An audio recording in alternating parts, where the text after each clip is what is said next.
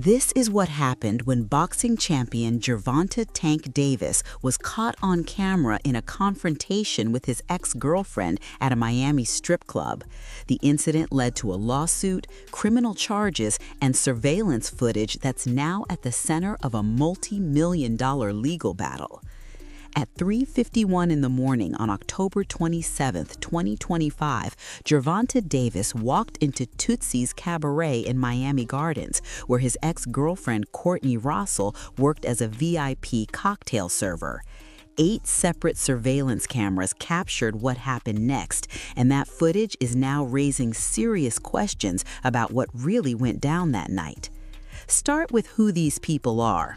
Gervonta Davis, known as Tank, is a 31-year-old professional boxer out of West Baltimore who, at the time of this incident, held the WBA lightweight title with an undefeated record of 30 wins, 0 losses, and 1 draw, 28 of those wins by knockout.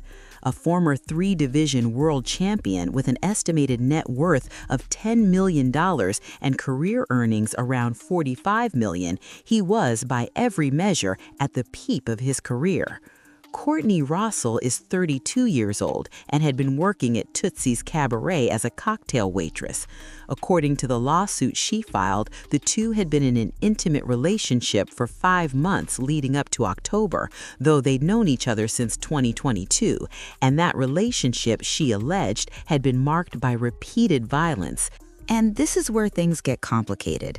The civil lawsuit, filed just 3 days after the incident, claims Davis stormed into Tootsie's in those early morning hours and attacked Russell in a back room with no cameras. What happened after that initial confrontation, though, was caught on video. The surveillance footage shows Davis grabbing Russell by the neck and hair in a backstage hallway, then pushing her through the kitchen service elevator area and down a set of stairs. At one point, she breaks free and gets back through a door, but the encounter eventually plays out in the parking lot, with another individual present during parts of it. TMZ obtained and published the footage, and a Florida courtroom watched it on March 31, 2026. Detective Gary Florencio of the Miami Gardens Police reviewed the footage and stated it corroborated key elements of Russell's account, specifically that Davis grabbed her by the back of her hair with one hand and her throat with the other, then tried to force her through the club. She was eventually released to co-workers and left with bruises on her left arm.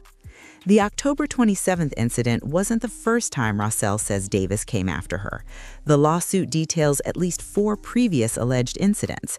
On September 2, 2025, Davis allegedly threatened to kill her for not answering his calls and texts. 3 weeks later, on September 23rd, he allegedly accused her of cheating and sent a text reading, "I'll kill you," and later that same day allegedly choked her in public at Playa Miami, a restaurant in the Lincoln Road shopping district. After the Tootsie's incident, another text allegedly followed, "I'm on my way to your house," which Russell took as a threat he was heading to her home to continue the assault.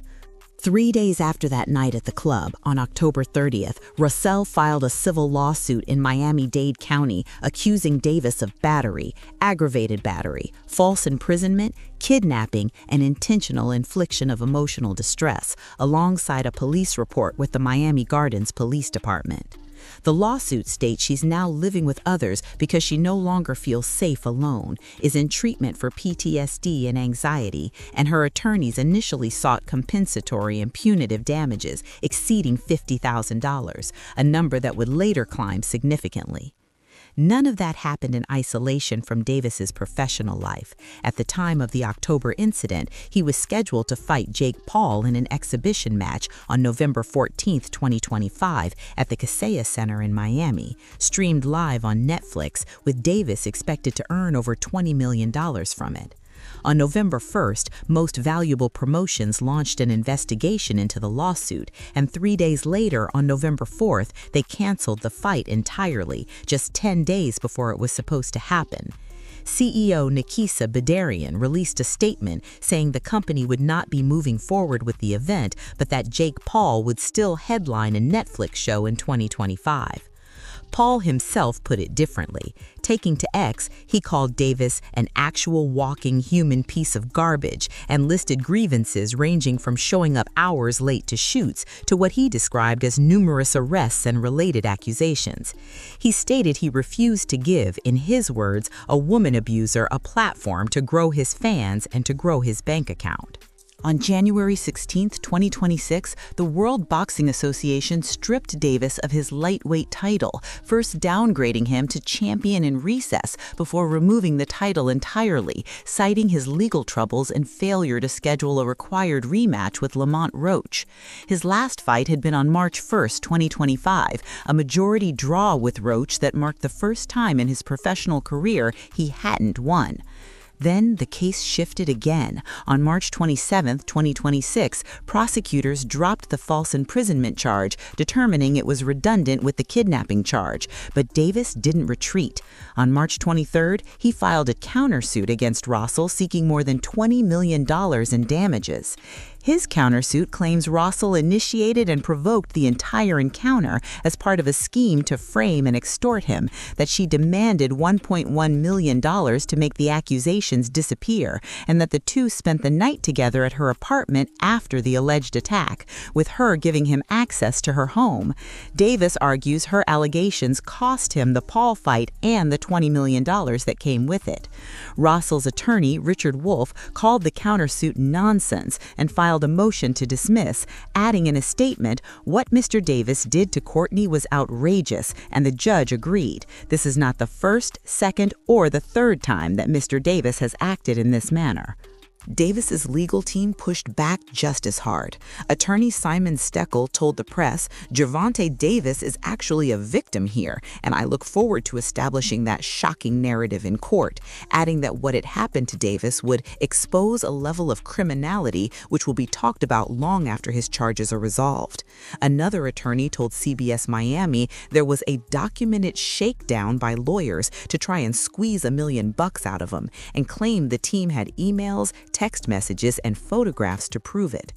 Rossell's team held firm. Their statement pointed out that she reported the incident to law enforcement before any civil lawsuit was filed, that the criminal charges came from that investigation, and that she had made no attempt to extort or demand money from Davis. Any suggestion to the contrary is false, the statement read. The hearing on March 31, 2026, brought everything into focus. All 8 surveillance clips played in a Florida courtroom during arguments over whether Rossell could seek punitive damages. Judge Milton Hirsch watched the footage and sided with Rossell, ruling she could pursue those damages. Davis's attorney, Richard Bales Jr., had argued against it, saying Rossell herself stated she wasn't injured and that she spent roughly 9 hours with Davis at her apartment after the incident. "It involved wrongful conduct, I'm not going to dispute that," Bales said, "but the conduct was not egregious, outrageous, and such as required for punitive damages." The judge disagreed. Rossell is now seeking $5 million in punitive damages on top of unspecified compensatory damages. This wasn't Davis's first time facing allegations like these. In June or July of 2025, just months before the Rossell incident, he was arrested in Doral, Florida, after a different ex-girlfriend, the mother of 2 of his children, accused him of striking her in the back of the head with visible bruising documented. Those charges were dropped when she and her mother stopped cooperating with authorities. Back in February 2020, Davis had been arrested on battery domestic violence charges after video surfaced of him grabbing a woman, the mother of his child, by the neck at a charity basketball game. In December 2022, battery charges were filed after a woman accused him of slapping her, but prosecutors dismissed the case when she declined to proceed. According to Rossell's lawsuit, allegations against Davis stretched back to 2017. As of April 1, 2026, the criminal case is pending trial in Miami-Dade County Circuit Court. Davis remains free on bond with a no-contact order, facing 1 felony charge of attempted kidnapping and 1 misdemeanor charge of battery. The civil case continues, with the punitive damages motion approved and his $20 million countersuit still active, with a dismissal motion filed against it.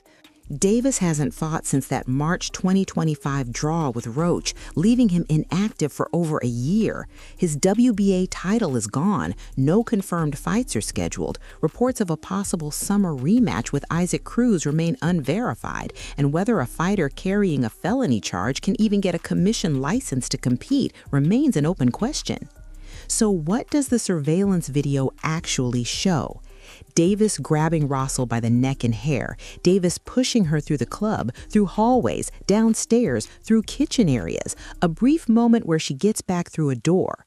What the cameras didn't capture, according to the lawsuit, is what allegedly happened in that initial back room or what allegedly continued in the parking garage. The two sides couldn't be further apart. Rossel's team says the footage proves she told the truth from the beginning, that it matches her police statement and her employer's incident report. Davis's team says it was a setup, that she willingly spent hours with him afterward and only came forward when a $1 million demand went unmet. A judge has ruled that a jury could hand Rossel $5 million if they find the conduct egregious enough. Davis is chasing $20 million of his own, arguing the accusations wiped out a massive payday and his reputation along with it. And behind all of that sits a felony kidnapping charge that carries significant prison time if a conviction comes. The footage answered some questions and raised others. Did what those cameras captured actually constitute attempted kidnapping? Was Rossel genuinely in fear for her life, or did she help set the whole thing in motion as Davis's team insists? And if someone is being extorted for over $1 million, why file a lawsuit with an initial claim of just over $50,000? Why would an alleged victim spend hours with her attacker the same night? Those are questions a jury will have to sit with, in the criminal case and in the civil one. What the record shows is this: surveillance cameras caught Gervonta Davis grabbing his ex-girlfriend by the neck and hair and moving her through a nightclub. Prosecutors found that evidence compelling enough to charge him with attempted kidnapping. A judge found the conduct potentially egregious enough to greenlight a $5 million punitive damages claim. And Davis's answer to all of it has been to say he's the real victim of a sophisticated shakedown. $10 million in estimated net worth, a perfect boxing record, a $20 million Netflix fight waiting, and now Davis finds himself stripped of his title, inactive for over a year, fighting felony charges and multiple lawsuits while managing probation violations from a completely separate case. Whether the cameras at Tootsie's Cabaret captured evidence of abuse or the opening act of an extortion scheme, that footage from the early morning hours of October 27, 2025 is the piece of evidence both sides will use to tell two very different stories about the same night.